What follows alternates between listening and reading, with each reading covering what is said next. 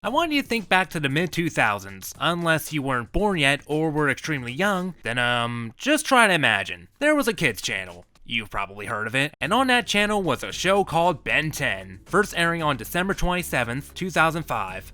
Wow, 2005 was 17 years ago. Jesus Christ, I'm old. Ben 10 became a huge hit for Cartoon Network and became their SpongeBob, except it didn't overshadow everything on the network and didn't take up 60% of CN's airing schedule. Ben 10 became so popular that it had 3 sequel shows, 2 live-action TV movies, a reboot, and some funny fan parodies on the internet. Oh, Jesus Christ! But we can't talk about Ben 10 without mentioning the people who created this legendary franchise, Man of Action, a group of 4 who were formed after they bought a booth at Comic-Con so they could have a place to sit down. No, I'm not joking about that last part. One of the Joes, maybe Joe Kelly, was like, we should get a booth and sit down and watch it walk by us. And we're like, well, how much is a booth? And back then it was $400 or something. We're like, hey, it's $100 a head, and then we don't have to walk through this thing. So we literally filled the paperwork, and then they were like, well, what's the name of your company? We're like, we don't have a company. And so Joe Kelly was like, we're called Evil Geniuses. And they're like, we already have an Evil Geniuses. We're like, then we're called Man of Action. So we had this booth, and it was Man of Action. It was just to literally buy comics and hide them behind the table and sit down when you were tired. Man of Action not only created Ben 10, but would also go on to create Generator Rex, another phenomenal show that I highly recommend everyone go check out. Man of Action pitched 20 shows in 20 minutes to Cartoon Network, after being told by Robot Chicken co-creator Matthew Zenrich at Comic-Con that Cartoon Network were looking for a boys action show.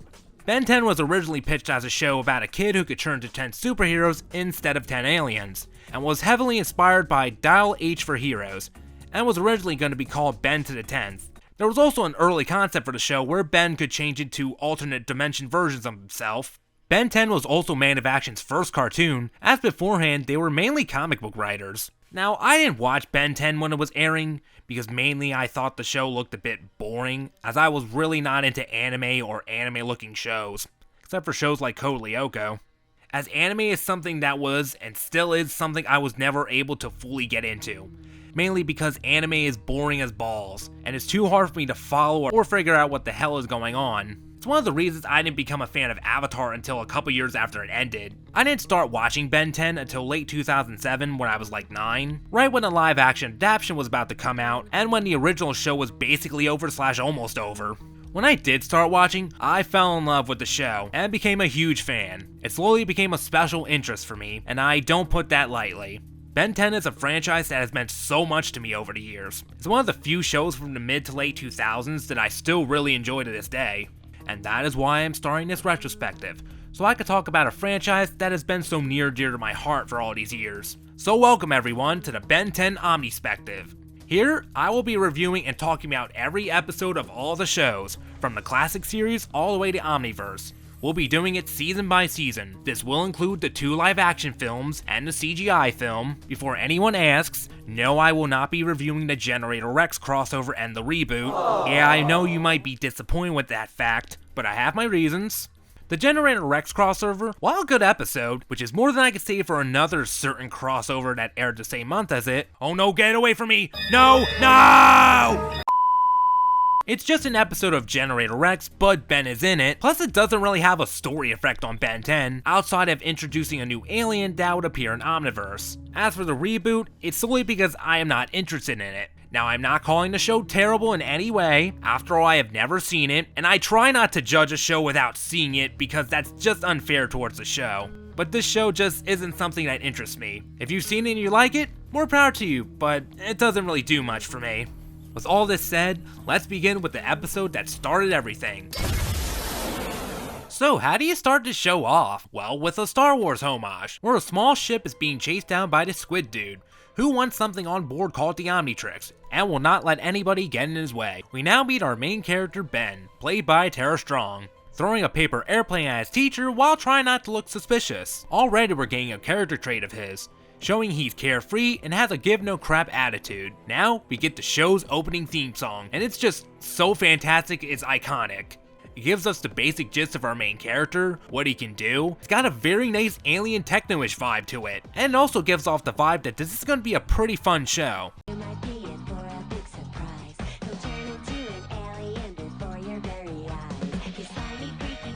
intro is also just some clips from the show mixed with these stills, and near the end, we get this cute flash animated sequence showing off 10 of his aliens. The song was performed by Miss Moxie, who has this very techno sound to her voice.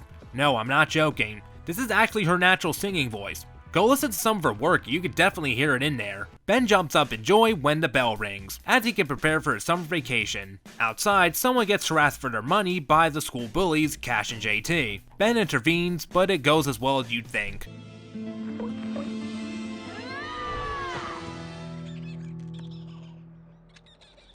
This is a great establishing moment for Ben. It's to show he isn't just some carefree person, and is deep down a really good person who wants to try and help the little guy. They establish this trait as soon as possible, and that's a good thing, as this helps you take an immediate liking to Ben and grow a quicker attachment to him. Ben is picked up by his grandfather, Max Tennyson, a retired plumber for a summer road trip, and I just love Max. He's such a wise and chill dude. He's one of my favorite grandparents in animation, and he's played by Paul Eiding. Yes, that's right, Mr. Scissors 61 himself, Colonel Campbell from the Metal Gear games. I need scissors. 61.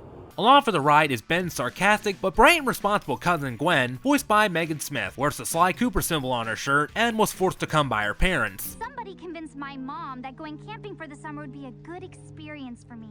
Ben is pissed about this as Ben and Gwen do not like each other at all, and will be shown bickering and arguing with one another throughout the show, something that doesn't get toned down as the show goes along, by the way. According to some trivia, they dislike each other to the point they didn't speak to each other for 2 months over gum. Also, another fun piece of trivia, Gwen was originally meant to be Ben's classmate and a potential love interest for Ben. During dinner, we get to see a trait of Max's. He enjoys eating things like mealworms, bugs, guts, goat tongues, and among other things.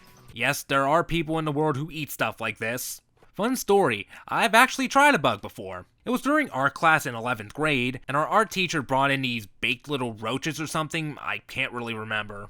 I had one and it wasn't actually that bad. It actually tasted like a corn chip. So yeah, I am in complete support and respect for people who enjoy eating bugs and other out-of-place stuff. Back at space, the Squid Guy orders drones to board the ship, but the smaller ship blows up the deck. Squid Guy's ship retaliates, leaving most of the small ship decimated, but the small ship sends a giant butt plug, pod down to Earth. Max tries to bond with his grandkids, but that doesn't go too well. I feel so bad for Max here, as all he really wants to do is have fun with them. Ben gets fed up with this and goes for a walk to clear his head. Man, this is gonna be the worst vacation ever. I might as well have gone to summer school.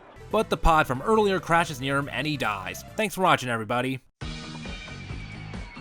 Ben takes a look at the pod, but something inside of it latches onto Ben's wrist. Ben tries to take it off, but with no luck. The dial on the device pops up with a silhouette on it, and Ben pushes it down. Ben is transformed into a fire alien that Ben will nickname Heat Blast, a pirate knight whose powers are fire-based. We even get a cool transformation as his arms become pieces of rock and travels up his arm into his eyes. For his first alien, he looks great. Reddish charcoal skin, and this cool fiery liquid in his lines, hands, and feet. But don't worry everyone, Ben takes the turn of events pretty well. I'm on fire! I'm on fire! Realizing being on fire doesn't hurt, Ben fucks around with his new powers and winds up setting the forest on fire. This is why you don't like fireworks in the forest, kids. Since Ben is a 10-year-old, we're gonna see him make decisions without fully thinking it through. This is one of the many times this will happen. Gwen and Max see the smoke and go into the forest with fire extinguishers. Gwen encounters Ben thinking he's a monster. Gwen here isn't some damsel in distress, and shows some badassness here and bashes Ben in the face with the fire extinguisher. Gwen realizes it's Ben after he calls her a freak. Then Max finds the two and tells Ben to start another fire that will burn to the old fire and cancel them both out. So while doing research for this video, I looked up and learned that's an actual thing firefighters do to stop forest fires. But anyway, the forest is saved, and Captain Planet's not gonna turn anyone to a tree. Captain Planet, motherfucker. Back on the Squid Guy's ship, the Squid Guy is now in bad shape thanks to that explosion from earlier, and is now in a healing tube, as now he's missing his left arm, both legs, and now needs a respiratory mask. Like, Jesus Christ, this is some gruesome ass shit for a kid's show. Back at the campsite, Ben recounts his story to Max. Gwen asks if Ben is going to be stuck as a monster, but Max assures her Ben is an alien, but quickly changes his tone to sound like he just took a guess. I mean, look at him. What else could he be? Suspicious. But in all seriousness, pay attention to that line, it's going to be important later. The symbol on Ben's chest starts blinking red and making noise, and Ben is now human again. Now, we never get an on-screen answer for how long his transformations are supposed to last. They usually just last as long as the writer wants or needs it to last. We did get an answer, however, in Race Against Time, where they state they last 10 minutes. Max leaves them to go look at the crash site where the device landed and says not to fool around with the device. The squid guy sends down a giant robot that sends out little saucers to go kill look for the Omnitrix. Ben wants to try another transformation, as he's extremely curious as what the device can really do, and because he wants to help others instead of making things worse. I really like what getting this device symbolizes to Ben. It's a chance to prove he can do some good. Since we saw before, Ben was not very successful with trying to do good. Now, he has the right tool to help accomplish this. Like I said, it's such a great first impression of Ben. What helps is that the point of Ben wanting to do good isn't beat into your head. It's told just the right amount of times. Unlike, say, the first episode of The Owl House, where Luz was given a very weak first impression, and the episode constantly needing to preach, I like being weird! Being weird is okay! Weird! Gwen even asks what being an alien was like, and I love the way Ben describes it. It was like he was him, but also somebody else. It's just a perfect description, and I feel anyone who was in Ben's situation would probably feel the same way. By the way, keep that line of feeling like someone else in your mind. It may or may not come into play later in the show. Ben changes to another alien, this time an alien named Wildmutt. A Vulpamancer that's a dog-like alien that's blind but has enhanced senses.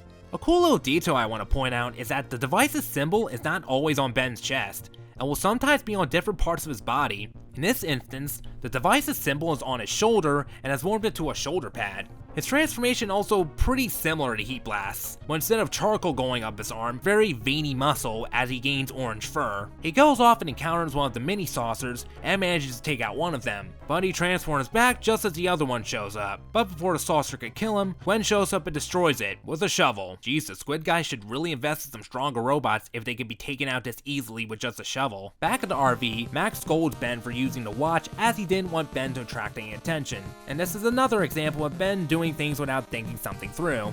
The three hear over the radio that a giant robot is attacking and Ben wants to go and help.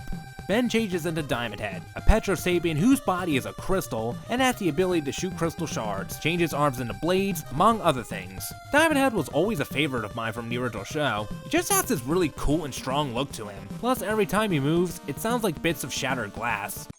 I don't know, but I bet it's gonna be cool. Little weird, but it's rather charming. His transformation has this proudness to it, as Ben stands there very nobly as crystals cover his face and eyes, and his eyes turn yellow. People have wondered if Ben feels any pain when he transforms. He apparently doesn't. Ben during an Omniverse episode says it's like having a good stretch. Plus the transformations are instantaneous and the sequences are just for the audience. Ben battles the robot, but isn't doing too well, until he manages to destroy its arm and block one of its attacks. We get a cheesy but cool ass line as he finishes off the robot. What comes around, goes around. Let's see how you like it, you techno freak. On the squid guy's ship, the squid guy is obviously pissed about this and vows revenge. The next day, Gwen and Max are packing up camp, and Ben comes in as one more alien to finish off the episode. This blue dude with a raptor-looking body and a helmet named Accelerate. A Kindercillian who has the ability of super speed and has 8 balls for feet. Now, what was Ben doing? He was just hanging a school bully's lighter underwear in a tree, bringing the episode full circle. Gotta say, this was a pretty good start to the franchise. We get some good setup for things to come. Ben, Gwen, and Max give a very good first impression, and grow on you rather quickly. That fight with the robot was fun as hell to watch. I don't really have much more to say. It was just a really good first outing.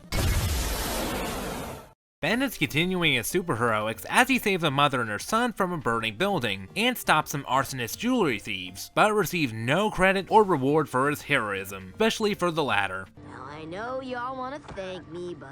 Step aside, son. This isn't playtime. Okay, I feel this is a good time to talk about how I feel about the art style, but I love it. It has a very anime-inspired look to it, like a handful of Western cartoons did around this time. It's also incredibly detailed. Like, you could see characters have fingernails, and the bottom of shoes have detail on them. The animation is also fantastic. It manages to be extremely fluid for something that's as detailed as this show is. With all that said, I can't give the same praise to the backgrounds. What turns me off to them is the texture on them. They all have this grainy, stone-like texture to them. It just looks weird and distracting to me. It was like the backgrounds were drawn on sandpaper or something. Though I will give them this, the colors in them look really vibrant and beautiful, but that's like one of the only good things I could say about them. Meanwhile, a landlord is trying to collect his rent from Dr. Animo, a scientist who experiments on animals and has mucus green skin. Dr. Animo is one of my favorite Ben 10 villains, mainly because of how consistent he is throughout all the shows, even being played by Dwight Schultz for all the shows, including the reboot. His introduction is great, with him using his new invention, the transmodulator, to make a giant frog that swallows and spits the landlord into a wall. Animo now needs more components for his experiment, and conveniently sees an ad for a supermarket on the TV that will have what he needs. Fun little piece of trivia, Animo was actually watching the news of Ben's battle with Squid Guy's robot, and is what pushed him to make the mutant animal thing successful. Conveniently enough, Ben and crew are at the same supermarket, as Ben sees an aisle with boxes of cereal and sneaks off as this gray frog, Gray Matter, a Galvin who is small but is also really intelligent.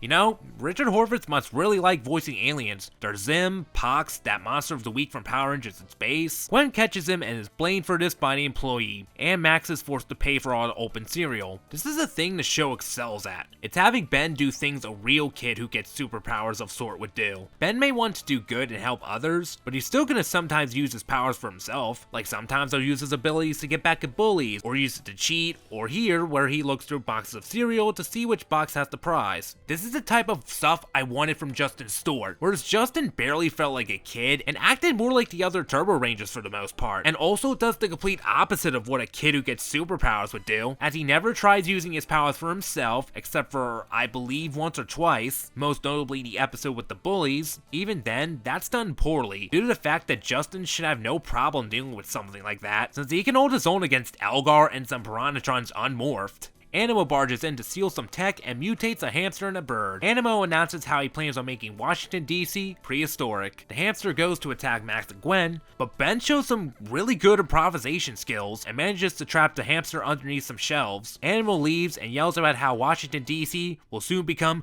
Washington, B.C. The manager offers a reward, but before Ben could ask for one of the Sumo Slammers cards, Max cuts him off and they leave. You know, would taking like 20 seconds or so to get a card really slow you down that much? I get they wanted to teach Ben a lesson, but Max could have secretly held on to it and given it to Ben when he felt he'd earned it. Ben is pissy that he wasn't rewarded, but Max teaches him a very valuable lesson. Being a hero isn't about others knowing you did something good. It's about you knowing you did something good.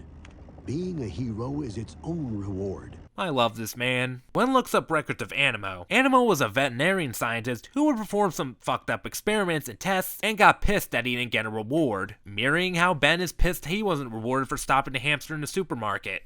A thing to note is Ben is a lot smarter and brighter than you would think, as here, he's able to figure out Animo is heading to the Natural History Museum after hearing him say prehistory. Ben is a lot smarter than he looks, and we're going to see a lot more of it as the franchise goes on. Just to give you some ideas about how smart Ben could be, in Ultimate Alien, it's revealed he has photographic memory. Animo reveals that his helmet can also reanimate extinct species as he reanimates a mammoth statue to kill them. Dude, what the hell are you doing? If your device can mutate, grow animals, and bring back extinct species, why don't you sell that thing instead of being a crazy supervillain? Sure, you'd get loads of rewards for your invention. Ben now transforms into Forearms, a Tetraman whose power is super strength and, as the name implies, has 2 extra arms.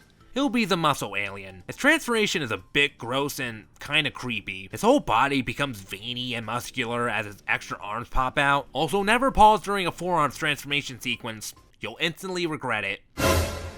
Ben fights off the mammoth while Max and Gwen go to stop Animo, but a mutant bird stands in their way. Now we get another badass moment from Gwen.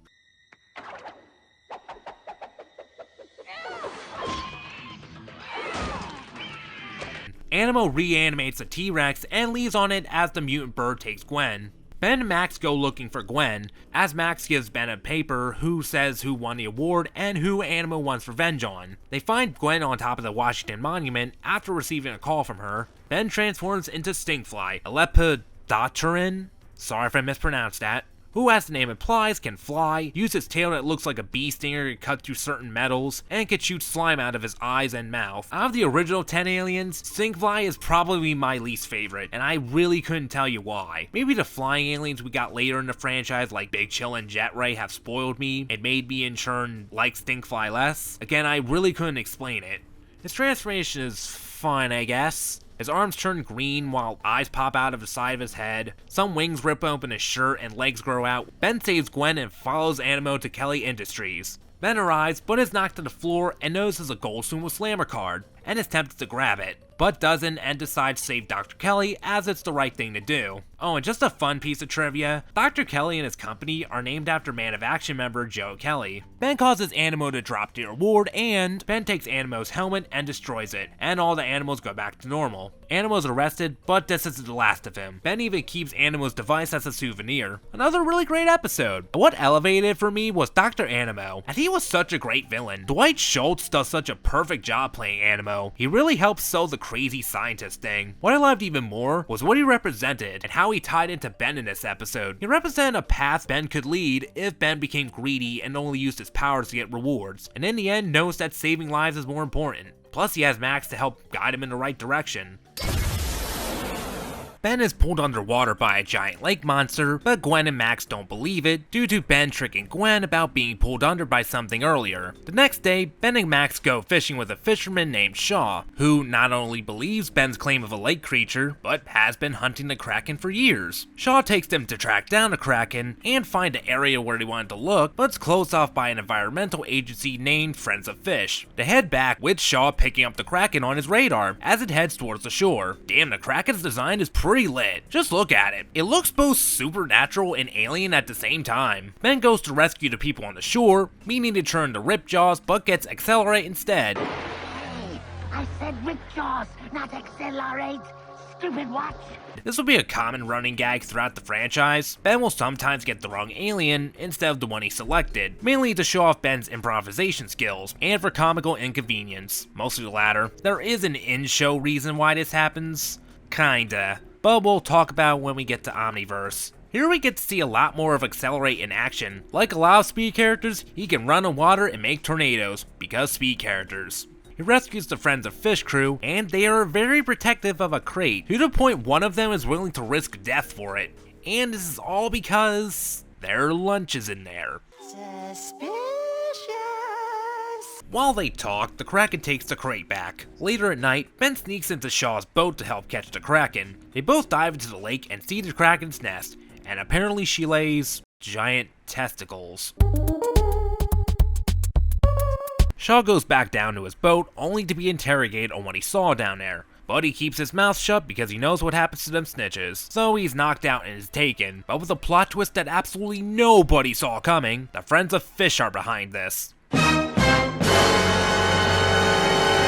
Ben rescues Shaw, and during this scene, we learn that if Stinkfly's wings get wet, he won't be able to fly until he dries them off. Back at Max's RV, we learn that the Friends of Fish are actually poachers who hunt rare animals and sell them. The trio head to the dock. Ben goes to deal with Jonah while Gwen and Max deal with the other poachers. Ben transforms into Ripjaws, a Pisces Volan who can swim underwater, bite through almost anything, and can walk on land. But not for very long, as they start to suffocate. Ripjaws has always been an alien for me. Like, I don't hate him, but he's too situational. I appreciate the fact that they wanted to show that some of Ben's aliens are only compatible in certain environments, but making him unable to breathe on land wasn't really the best move. It just limits how many times they can use him. Making him amphibious would have been the better choice here. I'll give him this. His design is pretty awesome, and so is his transformation. His arms become scaly, a light tube pops out of his forehead, gills rip open in his neck, and of course, like the name suggests, giant jaws with sharp teeth grow out of his mouth. Ben engages with Jonah for the eggs. It's a pretty fun and fast-paced action sequence. You can really feel the struggle of Ben trying to keep the eggs away from Jonah. Besides, it's one of the only scenes where Ripjaw shines and is useful, so enjoy it. Ben grabs the ball sacks, and seeing Ben with both eggs in his mouth looks cool and uncomfortable at the same time. The Kraken goes to kill Jonah, but Ben convinces it not to. Ben punches Jonah in the face and leaves him for the police. The Kraken is not the best episode, but it's still a pretty fun watch. There's some really good world building here, with the Kraken showing the paranormal side of Ben 10, and it makes you wonder about what other types of paranormal beings are on Earth. Though the character designer Dave Johnson was apparently really disappointed with the episode. He found the animation for the Kraken to be bad. According to him, the Kraken was supposed to have retractable tentacles. Now that sounds pretty awesome. Sucks we didn't get to see that in action. While I'm on this subject, it was once rumored Dave Johnson's least favorite alien was Stinkfly, but this proved to be false, as he has stated that Ripjaws is his least favorite, due to the animators not being able to give him more expressions due to lack of lips. Ben stops the gang from stealing from an ATM, where Ben uses another alien named Upgrade, a galvanic mechamorph, a blob of nanomachines that has the ability to merge and take control of anything electronic. He is also the only alien that uses Ben's regular voice, just with a walkie-talkie filter. Oh yeah, I'm ready for anything. Bring it on. What's next? Yes, in the Ben 10 world, robotic beings have DNA. They go to visit Aunt Vera. There, Ben gets bored and sneaks off as Ghost Freak, an ectoneurite who can fly, turn invisible, and go through solid objects. The transformation for him is very unnerving. Ben becomes bone-like skinny, and his eyes turn into black. The blackest eyes. The devil's eyes. But before he leaves, he decides to troll Gwen.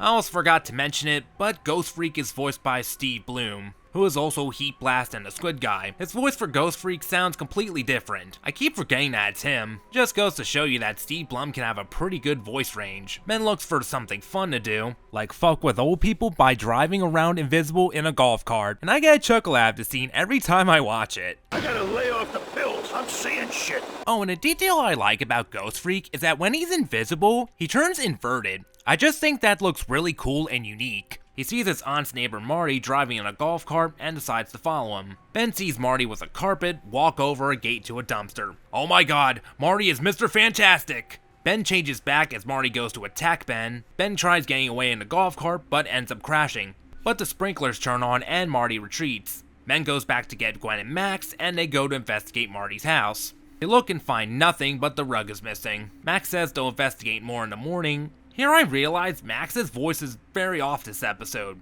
He sounds very raspy and tired. Like, just take a listen. You two sleep well. I'll be in the guest room if you need me. We've lost him. He could be going anywhere in Washington, D.C. I don't know, maybe Paulini was a little sick when recording, who knows. At night, Aunt Vera gets wrapped up in some slime. In the morning, Gwen accidentally spills some coffee and water, and her aunt flips the fuck out. Clean it up! Clean it up right now! Vera then asks where Max is and is told he is on a walk. Ben, not being stupid, immediately knows that's not Aunt Vera and takes Gwen to the dumpster where Marty is. Along the way, Ben and Gwen get attacked by the aliens. Ben moves the dumpster's Wildmutt and goes down the hole to track down an alien ship and free Max. Find the ship, free Max, and we learn that the aliens have put everyone in town in pods for marination. The aliens called the Limax come forth to stop them. Ben uses Heat Blast, but his powers are pretty ineffective against them, as heat just makes them stronger as they merge together. As Gwen and Max get some of the pods off the ship, Gwen's backpack gets knocked over and a water gun falls out, which causes the Limax to back up. Now, get ready everybody, for one of the most anticlimactic fight scenes ever.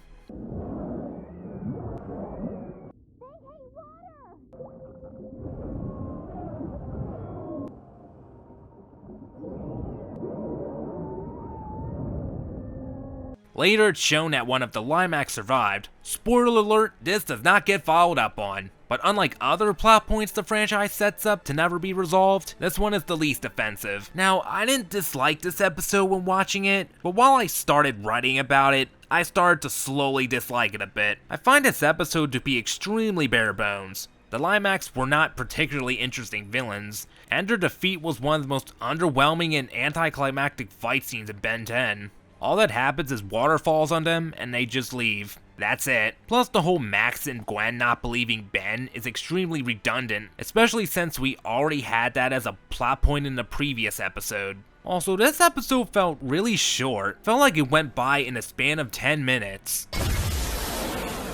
Squid Guy hires 3 bounty hunters to hunt down and take the Omnitrix. Meanwhile, Ben is doing some training in an obstacle course set up by Max. Maybe kinda corny, but I like seeing superheroes do training. Ben storms through it as Diamond Head, but Max starts advising that Ben strategize and that might isn't always right. Ben pays little attention and ends up getting hit with a tire and accidentally firing some shards everywhere. On the road, the RV breaks down in an old mine town in New Mexico, as it's shown the gas tube was punctured by one of Diamond Head's shards. Ben tries to help fix it, but Max insists he's got it. Ben goes to look around and Gwen follows to make sure he doesn't do anything stupid. Fun fact, this shot right here was reused in a Ben 10 Flash game called Battle Ready, just remodified. Fun game by the way. Ben scares Gwen and one of the bounty hunters named Crab comes for the Omnitrix. This is where Ben and Gwen officially learn that's what the device's name is. Ben tries sneaking up on him, As arrogant as you are dim-witted. but Crab sprays him with a slime that makes him unable to go intangible. They manage to send him retreating for the time being by using a car lift to pin Crab to the ceiling. Interesting thing to note, during the scene we get a hint that Ben wasn't really in control of Ghost Streak. Now isn't that interesting? The 3 leave as another one of the bounty hunters, named 66, saws through the RV's roof. Max pulls the brakes and proceeds to make Carter Grayson proud by running over the bounty hunter. But the bounty hunter has cut all the tires, leaving them Stranded. The trio run into a minecart as the bounty hunters pursue them. Max tries to come up with a plan, but Ben gives him no time to do so and just turns into Diamond Head to fight them head on. Now I gotta ask, what type of plan would Max even come up with? They're stuck in a cart in the middle of the air, and only one of you has powers, as of right now. So I think Ben fighting back is the better choice than sitting there and waiting to get blown up. Ben's plan fails, of course, more than fan-forced it, and gets his ass kicked. All the 2 bounty hunters argue who gets the reward. A 3rd bounty hunter knocks them out with a sleep grenade and takes Ben for himself. I thought Crab was supposed to be a robot, but I guess he's only a cyborg since the sleep grenade affects him too. Ben wakes up, and surprisingly, the bounty hunter doesn't attack Ben. Instead, we get an explanation on why the Omnitrix will not come off. Its power utilizes alien DNA, which binds to the host's own genetic structure. It cannot simply be removed like taking off a hat. Bounty Hunter then scolds Ben for his constant use of brute force instead of using real strategies, just like with Max earlier. He and Max aren't entirely wrong about it. Up until this point, almost every time Ben fights someone, we've seen him for the most part go into a straight up brawl with the enemy. But that's just something to expect with someone like Ben. Like I said back in episode 1, Ben isn't always gonna really think a decision through, and thinks using his fists is usually the right move. Cause 10 years old and all that. But good news, this hunter intends no harm, and only wants the Omnitrix, and will take Ben to remove it. Ben refuses for obvious reasons. Eventually the hunter mentions how Ben doesn't even realize Diamond Head's full potential, and it is now where we get a very big reveal. The hunter is a Petrosaphian, the species of Diamond Head, named Tetrax. I love it when Ben gets to meet one of the races of its transformations. It's always such a special treat to see, and of course it will not be the last. Tetrax takes Ben, only for Crab to have his board, along with Gwen and Max. Ben and Tetrax fall back in the house. Ben wants to free his family, but Tetrax points out that Ben will get captured. Tetrax decides to save him and go straight for his board. Look at this dude go, he's kicking some serious ass. Crab goes right after Ben. Ben takes Max and Tetrax's advice into consideration and uses gray matter to rip out some of Crab's wires, and does the same to 66, causing him to smash into the support beam for a water tower that falls on the 2. I hate this planet. Tetrax then captures the 2 in Jimmy Neutron's hypercube. Tetrax says the Omnitrix is in good hands, but before he bids the 3 farewell, he gives Ben his hoverboard. I just realized, he didn't even warn Ben of the squid guy. Like, that would have been nice to give him a heads up about that dude. I get they wanted to have a dramatic reveal, but in Universe, it makes no sense for Tetrax to not warn Ben. This isn't the last time we'll see Tetrax, we'll see him like 3 more times. But what a great episode. We learn a little bit more about the Omnitrix. Tetrax was a great character. I felt like a really good secondary mentor, and there was a lot of mystery to him. If there is one little nitpick I have in regards to Tetrax, I feel there was a bit of wasted opportunity with him. It would have been great if Tetrax became a more recurring character and trade Ben and show him what Diamond Head can truly do, rather than only have him appear 3 more times. He states Ben underestimates what Diamond Head and his aliens can do. I really wanted him to show Ben what Diamond Head could do. This episode is boring. Next episode. Fine. Well, we're keeping this short. Max takes Ben and Gwen to a place called Sparksville, a tourist attraction run by this mayor. It's a spot with a bunch of bizarre exhibit stuff, like giant thermometers, and ketchup, and mustard containers, a sideways hotel room, etc. It's sort of like an outdoors version of the Mystery Shack. It's a bit unique. Ben and Gwen go and visit it. No, not that. It turns out to be a giant rubber band ball. Ben decides to pick it up and hold it with one hand. Were you knocked on the head or something? But it slips out of his hand and wrecks so many exhibits. Ben tries to put it back, but reverts back as some electricity from the Omnitrix rubs off on the ball. The next day, the town is wrecked. As it's revealed, this was caused by a megawatt.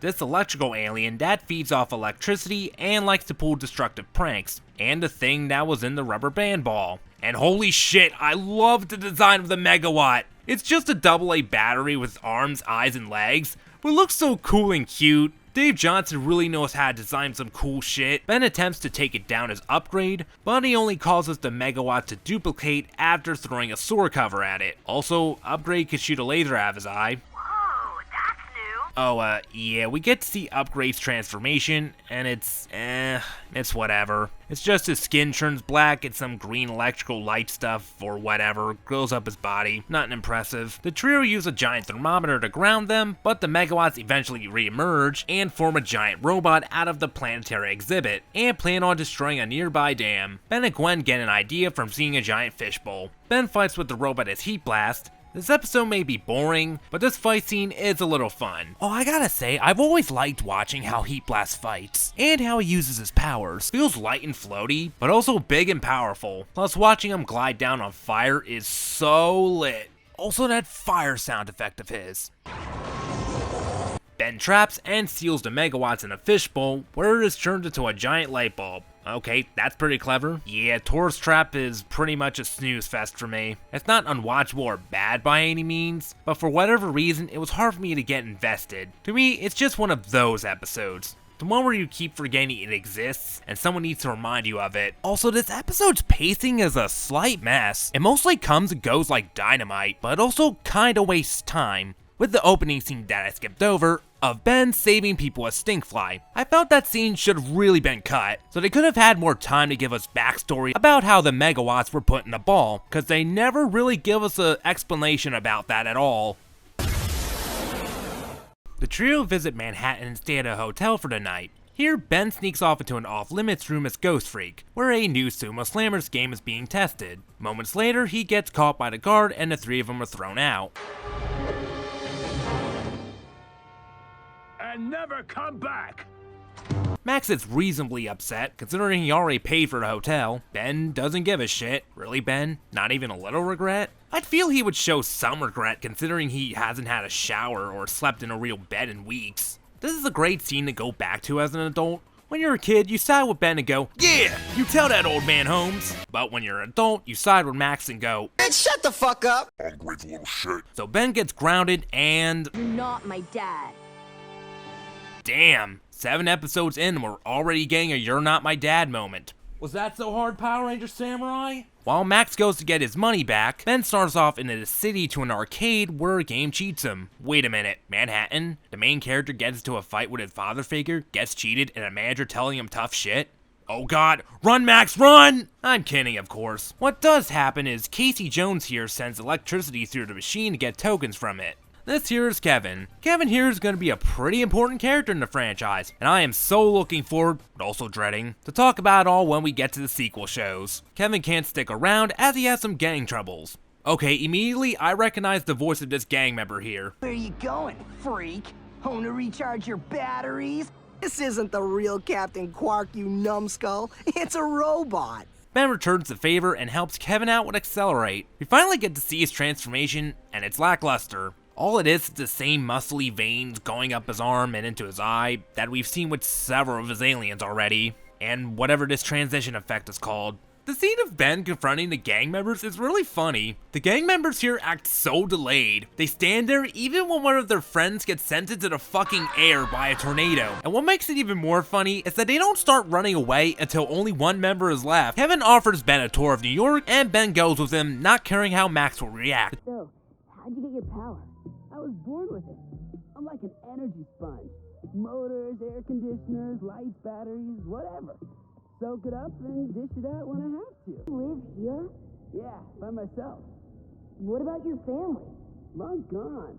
They weren't too thrilled having a freak for a son. That's pretty much all we're told about the origins of Kevin. They leave things pretty vague and up to your own interpretation, a thing they do for most of the human characters who have powers in the show, and I kinda like that. It gives a mystery to the Ben 10 world, and it makes it so if any of the sequel shows want to give an explanation to why a character has powers, they could do it since it won't really contradict the original show that much. Ben brings his situation up with Max to Kevin. Kevin acts empathetic with Ben and takes him to a warehouse where copies of the new Sumo Slammer games are being held. Okay, if the game is done, why would they make a warehouse load of copies just for it to sit there for 6 months? They then get surrounded by the SWAT team? Wait, who sends the SWAT team for some warehouse break-in? I can understand the cops, but the SWAT team? Does the Ben 10 world work off of GTA logic, where killing the mayor of a city only gets 1 star, while stealing a hearse gives you 3 stars? Ben changes into Stinkfly to escape with Kevin. Unlike most heroes, Ben isn't super overly try-hard about keeping his identity a secret. He knows when to hide it, but in situations like this, where that doesn't matter, he knows to say, fuck it, and reveal it and worry about the consequences for doing so later. Now the escape sequence is pretty tense, because of the helicopter not letting up, and the two need to get away before the Omnitrix times out. It's a great scene,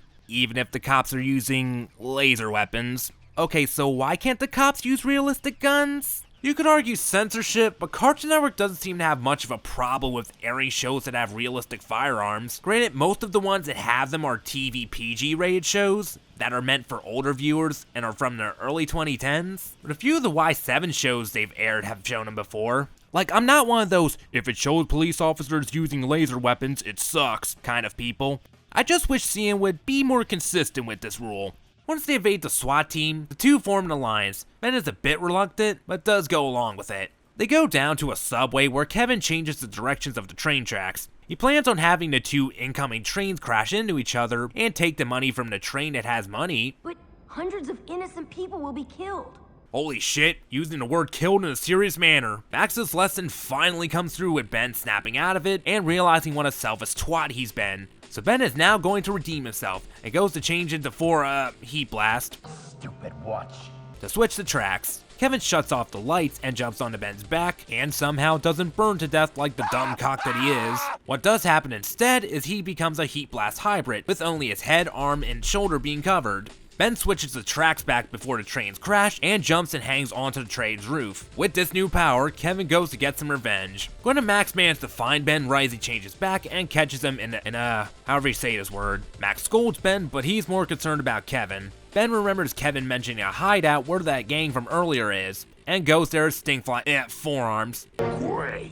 Now I turn into forearms! Kevin trashes their hideout, but Kevin loses his power. Ben shows up just as Kevin is going to kill the gang members. Ben grabs Kevin only for Kevin to absorb some energy and become a forearms hybrid. I really gotta compliment the action scenes in Ben 10. They do a really good job of making you feel like characters are really beating each other's asses. Like this fight with Kevin really shows that off. The two really fuck each other up here. They punch the shit out of each other, they toss and tackle each other into walls. Like damn, the Omnitrix start beeping. This gives Ben motivation to fight harder and punch the shit out of Kevin even harder and knock him into some pillars, as he begs for mercy. Even after everything Kevin has done, Ben still offers to help Kevin and take him in. Ben's sense of empathy really shines here. It makes sense why Ben would want to give Kevin a second chance, because Ben sees a lot of himself in Kevin. Think about it, both get spiteful when things don't go their way and use their powers for themselves. Only Kevin is prone to take things too far and doesn't have Ben's will of wanting to do good. Ben feels all Kevin really needs is the right guidance and can become a better person. Besides, Ben is always wanting to help the little guy, which means people like Kevin. Too bad Kevin wants none of that, however, and just wants to watch, but the Omnitrix sends out a feedback that knocks Kevin into a wall and takes his forearms power, Kevin retreating for now. Back in the RV, Ben apologizes for what he's done. Max forgives him, but Ben will need to earn his trust back. Man, I can't wait to see how this little arc goes. Spoilers, it goes nowhere. Yep, by the next episode, they pretty much ignore this. However, a plot point that won't be ignored is with Kevin. They thought I was a freak before? Just wait.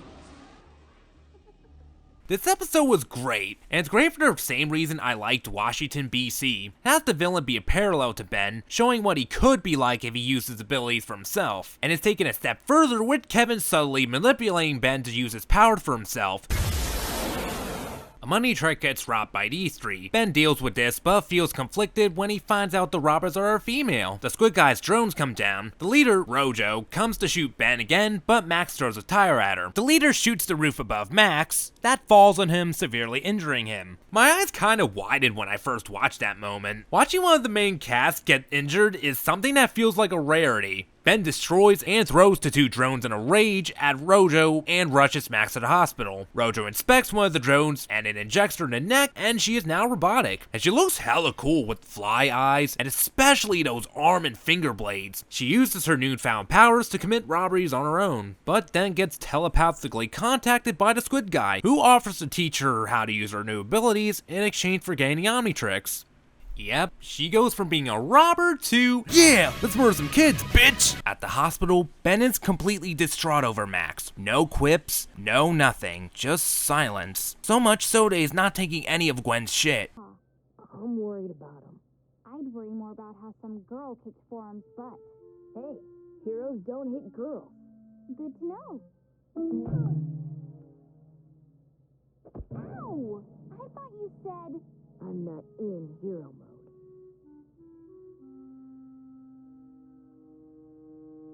Tara Strong does a really amazing job during this scene, as you can really feel everything Ben is going through. It just feels so real and believable. You could tell how badly Ben wants to help Max, but him attempting to do so only manages to lead Rojo to them. Rojo chases them outside, where she causes a landslide to lure them out. Ben turns into heat blast, not on purpose. He burns the rocks only to make it worse, so he melts the ambulances to stop the boulders, but that only causes them to slide off into town. Ben destroys a bridge for the rocks to fall into the water. Ben leads her to an oil truck, where he does some boss-ass shit and finger snaps the oil trail on fire, blowing up the truck and sending Rojo flying. Back at the hospital, Ben shows a lot of regret for finding the Omnitrix, as this wouldn't have happened if he didn't have it. Yeah, but since it won't come off, there's nothing we can do about it.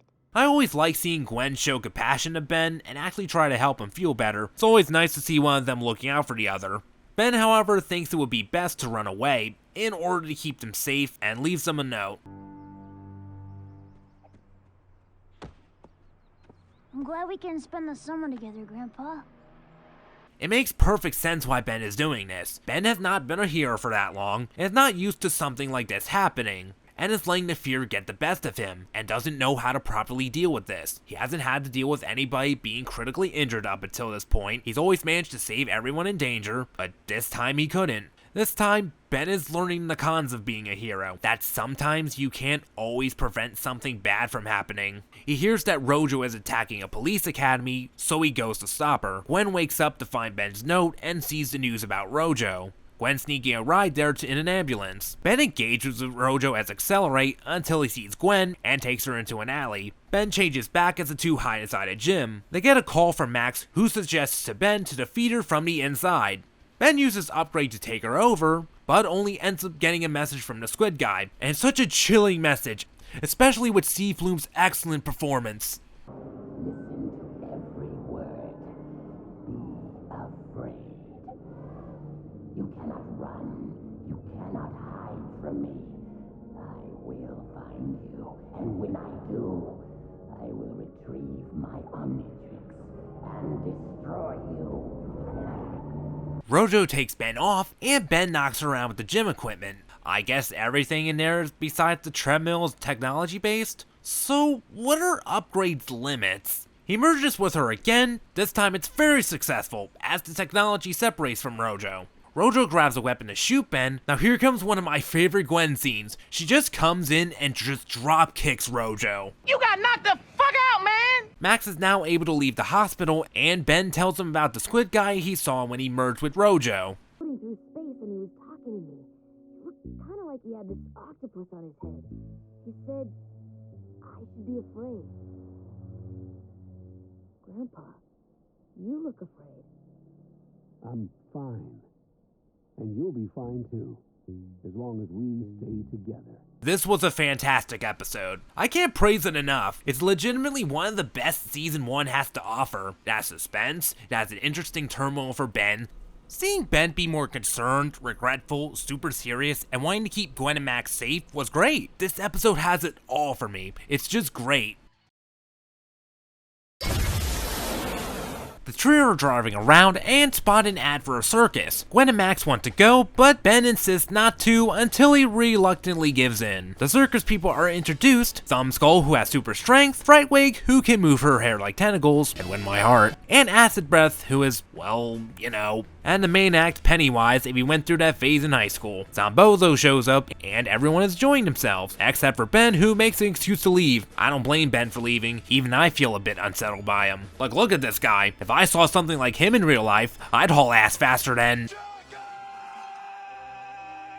But turns out the circus actors are thieves, as they rob a store, and Ben puts a stop to it, until Thumbskull gets Zombozo. And the scene of Zombozo getting pissed for being interrupted is so fucking funny. Excuse me, boss. Excuse me. How many times have I told you not to bother me while I'm eating? We ran into a bit of trouble. Ben sees him and cowers under a water tower. I like this little aspect of the episode. Ben is physically stronger than Zombozo and could easily break his neck, but he's not mentally stronger than him. The four collapse the tower on Ben. Ben emerges from the wreckage and passes out. He awakens and finds Max exhausted and without Gwen, as it's shown Zombozo has kidnapped her. They go look for Gwen, and here Ben admits his fear of clowns to Max. Max shares how he used to be scared of heights until he climbed a water tower to help him get over it. I love this scene, and what helps elevate it is that Max doesn't laugh or make fun of Ben for fearing clowns. Instead, he just imparts some wisdom onto Ben, hoping to help and encourage him. Do you see why I love this man? If Max made fun of Ben, then this scene wouldn't have worked all that great in my opinion. Max starts to pass out, but Ben manages to stop before they crash. Ben goes to confront Zombozo, but has to fight the circus freaks first. Upgrade has some of my favorite fight scenes. It's always fun to see how Ben will use the thing he merges with, and it usually leads to some creative fight scenes. Like this scene right here, Ben uses a baseball shooter and has to aim at the right angles and time his shot just right. Ben reverts back and enters the tent. I gotta give praise to the designers here. There's a lot of really cool visuals and illusions in here. It's also beautiful and artistic looking. Like, just look at this, and also this. He falls to the ring and sees Gwen looking old and lifeless. Zombozo's machine, the Cyclown, takes people's happiness and laughter. Ben here turns into Ghost Freak, and the transformation is somehow even more unnerving than his first appearance. For one thing, it's slowed down, and you can see a blinky fade to his skull. Ben here just wails on Zombozo, and now fears something worse than clowns. Losing my family, some goofball emotional vampire. Ben knocks Zombozo into the machine, breaking it and releasing everyone's happiness. The shoe is now on the other foot, and Zombozo's the one who's scared. And Ben here decides to scare him even more by showing him his tentacles. But Zombozo blows up with the confetti because he's seen enough tentacle hentai to know where this is going. Spoiler, he's not dead, and Ben no longer fears clowns. For right now, anyway. Definitely an enjoyable episode with some great gothic scenery and visuals in that tent. Zombozo was an okay villain for me. Had a neat gimmick with his whole stealing happiness thing. He's a bit like Penelope Spectre from Danny Phantom.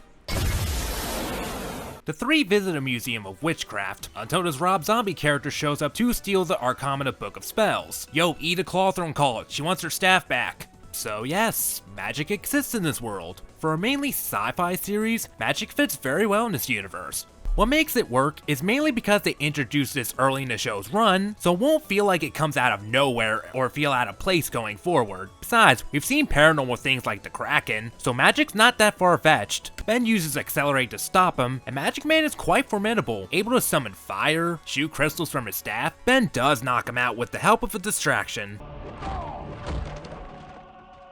We got his attention. Kinda wish we hadn't. Ben takes his charm and is photographed and praised by people outside, Magic Dude being charted off by an ambulance. Gwen is pissed and jealous that she didn't get any recognition, but Ben assures her that being a hero isn't about getting recognized. Hey, no offense, but you threw a trash can at the guy. That doesn't exactly make you a hero. Unlike me. Well, geez, Ben, you know, you could be a little nicer. Her throwing that trash can gave you a chance to get the drop on the enemy and achieve victory. However, surprisingly, Ben does decide to be a good sport and give her the charm he found. Magic Man wakes up and starts slamming the medic's head into the side and puts his thumb through his forehead. Wait, sorry, wrong notes. Hold on. Hex breaks out and goes back to the museum to collect the book and absorb its power, but realizes he can't without his lucky charm. Since Gwen is in possession of the charm starts working in her favor and essentially turns her into the Marvel character Domino. First, it lets her get a final piece of shrimp through knocking a fork out of Ben's hand. That causes a domino effect of slight bad luck throughout some of the restaurant. She's also able to be heroic by stopping some thieves through sheer luck. Oh, and did I mention the charm is powerful enough that it can make the Omnitrix not work? Gwen is then thanked for her heroism. She even starts goofing off with her charm to cheat at basketball. They do a good job at showing she has similarities to Ben, as she would totally goof off with her powers too. Now she starts cosplaying as the 60s Catwoman. Under her new alter ego Lucky Girl, she saves some construction workers. It's a pretty entertaining scene, because it's fun seeing how doing something random will let her come out on top. She gets to jump on boards to send other boards to activate a wrecking ball, and because of the charm, it'll all end up in her way and end up biting Ben in the ass as a sense of karma. Her heroism again gets Gwen the attention in interviews, while Ben gets left in the cement mix. The TV interview getting the attention of Magic Man. We learn that Gwen's charm is luck and one of the charms of Bezel. Max starts thinking it would be a good idea to give the charm back to the museum. That is the worst idea ever. Yeah, Max, just give it back to the museum. It's not like the magic guy will try and go back for it or anything. The right move will be to hold on to it, or even better, destroy the rock instead so he can't get his hands on it. It's not like they were established to be like the skull crystals from Jake Long, where they all have to be together to be destroyed or anything, so you know, just do that. They hear a news report about a haunted house coming to life and they head off there. This was obviously a trap for Gwen. Magic Man tries everything to get his charm back, but because of Gwen with the charm, he is unsuccessful. Until the charm brings Gwen to a graveyard where Magic Man traps her in vines and takes the charm. He starts harnessing the power of the books and charm and summons a tornado. Until Ben just dive bombs into him. Magic Man summons gargoyles to deal with Ben. Gwen defeats Magic Man by throwing a rock at his foot and forehead. I threw a rock at him. Despite Max being injured just a few episodes ago, he has the strength to lift a pole with a piece of concrete on it and swing it into the enemy. Ben even gets to use a sword to destroy one of the gargoyles and crushes the other one's head. Badass. Magic Man awakens and realizes he has none of his charms, so he's just promptly thrown in a casket where he belongs. Gwen taking the charms. I could fly, shoot out bolts of electricity, bring trees alive. I'd be unstoppable. Man, this is so awesome. I can't wait to see Gwen train with them and become a powerful sorcerer.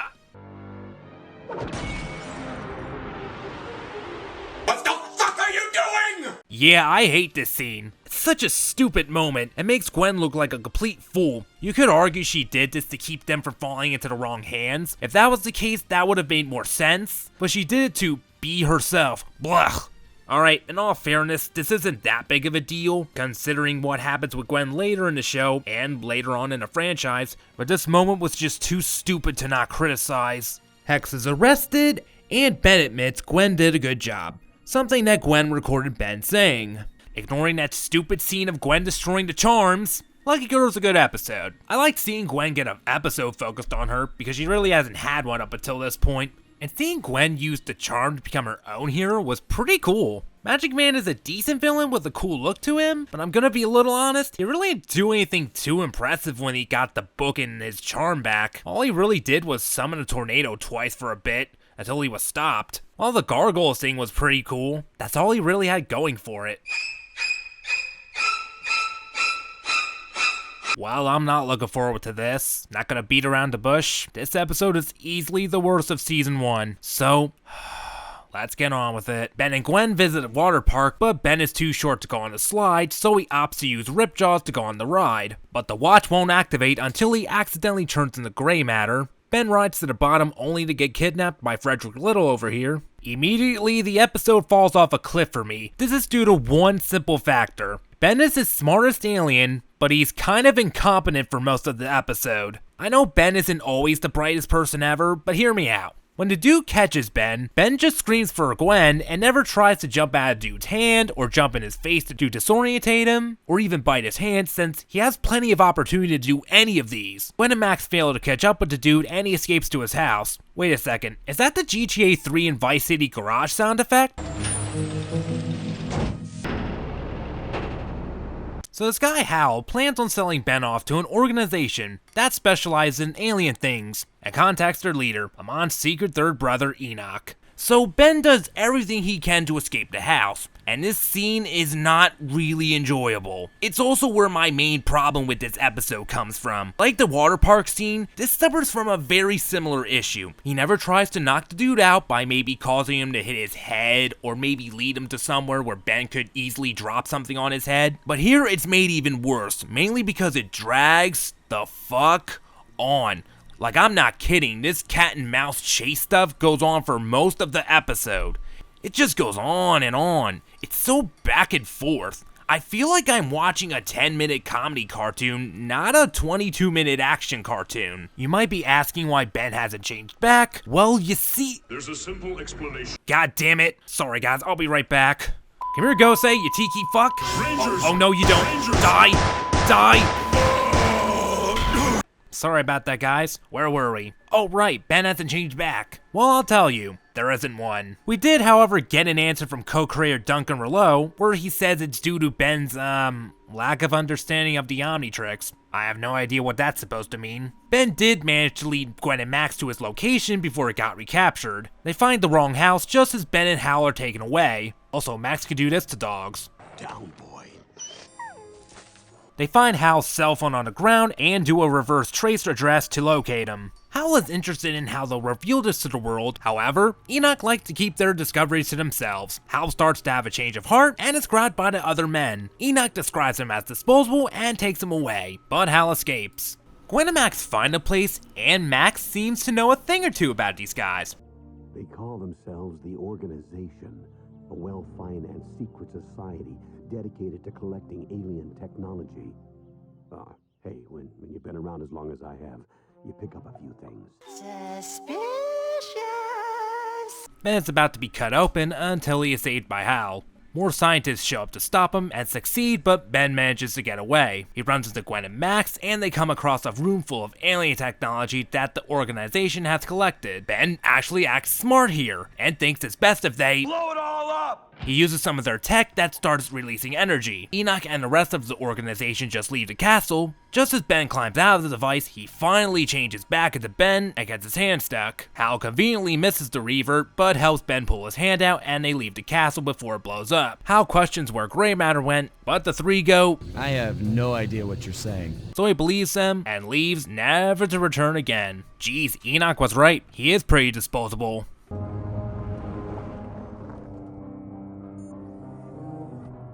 Find out all there is to know about these people. Man, I can't wait to see how this will come into play. Thank God this drag of an episode is over. This is easily my least favorite episode of season 1. Like, where do I start? It made Ben look dumb for most of it, but I feel it could have been the opportunity to really show off more of Gray Matter's brain power rather than have an episode focusing on him being small and it being a cat and mouse chase. Besides that, the pacing of the episode was just really bad. While I'm on the subject, pacing is an issue I've recently noticed with season 1. It's just all over the place. Episodes are either too slow or too fast. It mainly affects the fourth of the season. While that isn't a lot, but because this season is only 13 episodes, by that standard it adds up and really brings the score down a bit for me.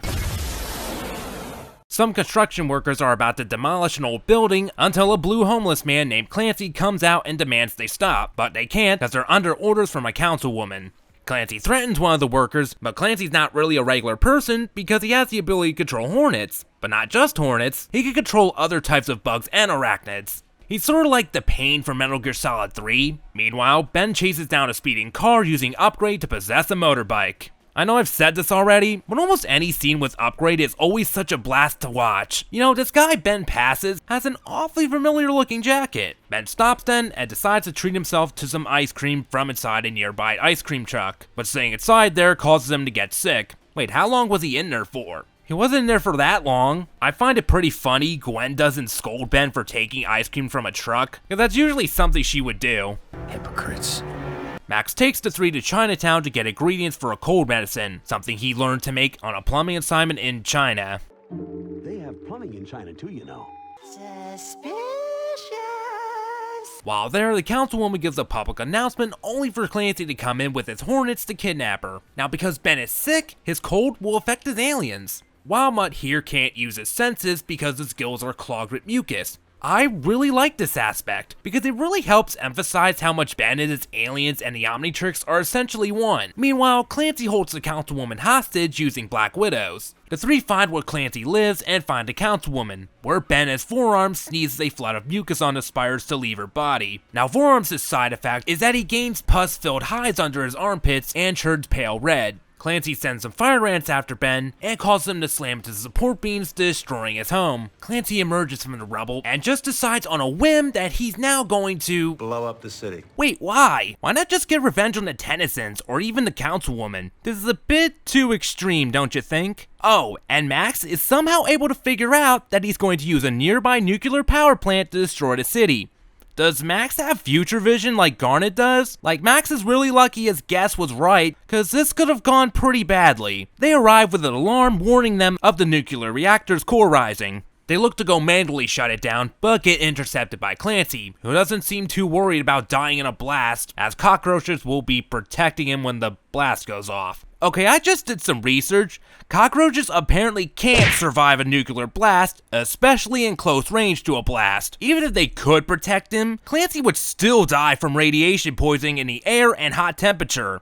Ben uses Heat Blast, who is now blue and temporarily gains ice powers that he uses to freeze Clancy and the reactor to cool it down. Heat Blast's side effect is definitely the best one, cause I like the fact that he becomes its opposite element. Also no, Heat Blast gaining temporary ice powers does not technically make him Ben's first ice alien, as this is just a side effect of the cold. Back on the road, Ben has recovered from his cold in less than a day. That's not how colds work. Clancy comes out of nowhere to get some revenge. Man, this guy's like a horror movie monster. Ben gets an idea from Gwen to lead Clancy's bugs away from the RV and into the river by using the medicine Max gave him. This leaves Clancy powerless, where Max just throws his pathetic excuse for a villain and leaves him on the side of the road for the cops. Gonna be honest, this episode didn't really do much for me. Seeing what being sick does to Ben's aliens was very interesting. It makes me want to see how being sick affects his other aliens. But that's really all the episode had going for it. What holds it back for me is Clancy. While he has a pretty cool power, but like the Limax, he's just a very villain. The episode didn't seem to know what to do with him. He switches goals like 3 times throughout the episode, and his second plan makes no sense and makes him look like a stupid twat. It just comes out of nowhere. Mainly cause Clancy felt more like a territorial person, kinda like Jason Voorhees, who only harms people who come to his home. Clancy's second plan should have been getting revenge on the Tennysons, and wreck or try to wreck their home in retaliation to show them what it's like losing a home. It would have made a bit more sense than him trying to blow up the city. Well, at last, we have now reached Secrets, the Season 1 finale. Here is where we're finally gonna get some payoff to things that have been subtly built up throughout the season. We're in for a really good treat. The Squid Guy is now completely healed, and is now ready to finally take matters into his own hands. Ben wakes up from a nightmare about the Squid Guy. Max acts suspicious and starts driving immediately. Now you know something's up with Max, but you just gotta wait and watch to see what happens. Squid Guy narrows down to where Ben is at because Ben used upgrade on Gwen's laptop. He sends down drones to a nearby town to draw Ben out. Ben sees this in the distance and just goes to help. Ben has really come full circle. Remember at the beginning when he turned into Heat Blast and how freaked out he was? Now he changes into the same alien, all confident and brave, ready to save the day. Ben gets to the scene and just blows through his drones like they're nothing. He gets pinned to a wall where the Squid Guy comes out of his mace ball. You're the alien from my visions. At last we meet. The being that has caused me so much trouble. Vilgax here just looks awesome and incredibly imposing. He's also a lot more cybernetic this time with a respirator, armor on his legs that make him taller, and bigger arms. This is the first time we see Vilgax in a fight, and he's a force to be reckoned with. He's completely impervious to Heat Blast's attacks, and he just picks Ben up and throws him through several buildings like he's nothing. You're gonna feel that in the morning. Ben melts the road to slow Vilgax down as Max comes. No, it can't be. Max orders Ben to get in and says he does not want to pick a fight with Vilgax.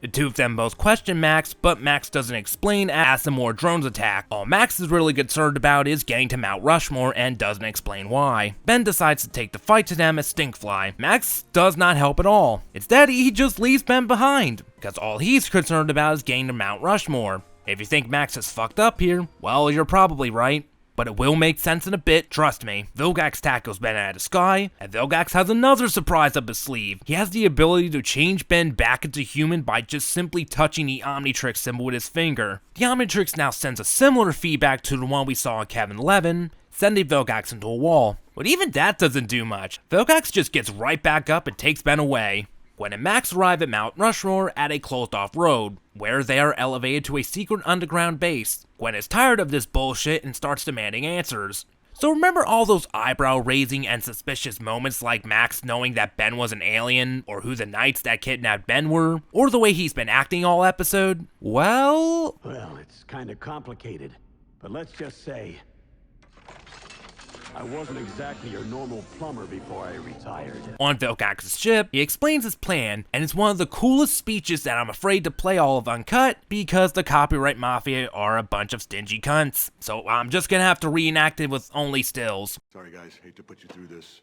You hold the key to a power struggle so ancient, so vast, it is beyond your feeble comprehension. Picture an entire army, each in command of an Omnitrix, and all at my command. I will be invincible. I will rule the universe. And the only thing standing between me and my destiny is you. Gwen and Max emerge from the underground base with a weapon that should be able to kill Vilgax, and use a GPS to find Ben. Just as the hammer is about to take off, the RV is shown to be really teched out, and uses its speed boost to get aboard. Man, the RV would sure make a great toy for kids to buy. Before Vilgax can cut off Ben's arm, Vilgax rams into him with the RV and gets out and shoots Vilgax. The Omnitrix now starts cycling through its aliens due to a power shortage of the cuffs, and breaks free with forearms. The way it changes through its aliens looks extremely unique. Also, since I love Upgrade, you know I gotta mention this part where Ben merges with one of the drones and turns into a saw and cuts through the drones. Yes. Max goes to land the ship, but it turns out Vilgax survived. Ben just tackles Vilgax and lands on Mount Rushmore as Ripjaws. Vilgax comes back to grab him, but Ben is changed to accelerate and just goes to ram Vilgax at full speed. But that's just as effective as the cane from Dr. Jekyll and Mr. Hyde. Now Vilgax has even more surprises. He has the ability to increase his arm's strength, kinda like Bane from Batman, and from what I've read, it actually causes Vilgax great pain. Like when he uses this, like he's strong enough to destroy one of the heads of Mount Rushmore. Ben's thrown to a wall and emerges as Diamond Head. Remember how indestructible Diamond Head seemed? Well, he's got none of that here, with his shards doing nothing and him just breaking his hands when he tries to punch him. And he looks so tiny compared to Vilgax. Vilgax feels like a fucking unstoppable horror movie monster. You're just sitting here wondering how they're gonna beat this guy. Ben does manage to escape after changing into Ghost Freak. Quick Ben, use your tentacle hentai to scare him. Gwen and Max manage to make it out of Vilgax's ship. The RV does crash and the two survive, but... Surprise, motherfucker. Ben investigates the crash and with Vilgax holding Gwen and Max. Ben attempts to attack, but Vilgax gives the whole cliche me or your family speech. Ben of course surrenders. Thankfully they get creative with it and have Ben show his surrender through action and not dialogue. Vilgax take Ben to his ship where Max warns him not to go back in there, but Vilgax just simply ignores him. As it turns out, Max turned on a self-destruct sequence. I warned you. Vilgax calls Max a thorn in my side and is shot by Ben with Max's cannon. Yes, it runs in the family. Ben transforms into Heat Blast with this cool as balls insta change and flies down on a streak of fire as Vilgax blows up along with his ship. Ben ends up in a ditch, bringing season 1 full circle. Not bad for a doofus. Grandpa, we need to talk.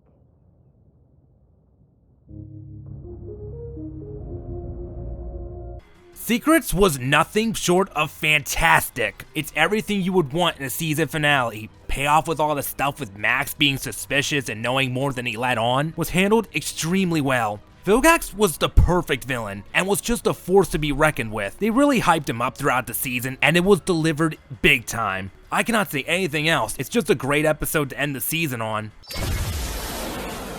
Ben 10's first season, in my humble opinion, is enjoyable, but at the end of the day, it's very average. I felt there was a lot of trial and error with season 1, with episode quality varying from good, meh, or flat out fucking terrible. Not to mention the pacing, like I brought up before, was not that good. Sure, these are sometimes things to expect with the first season to a show. After all, they're still trying to figure stuff out. However, what season 1 does really well is definitely the trio, especially with the theme of family that's present throughout. The three of them are all great and really do feel like a family, with all of them always looking out for the other. You can feel they really care about each other, even with Ben and Gwen's constant bickering. Plus, season 1 has a decent amount of standout episodes, like Then There Were 10, Washington BC, Hunted, Kevin 11, The Alliance, and of course Secrets. All these things really do save season 1 for me, and help me to totally not dislike season 1, and just consider it average at the end of the day. So that's it for Ben 10 season 1. It was a very average but watchable season. But don't worry everyone, I'm just getting started.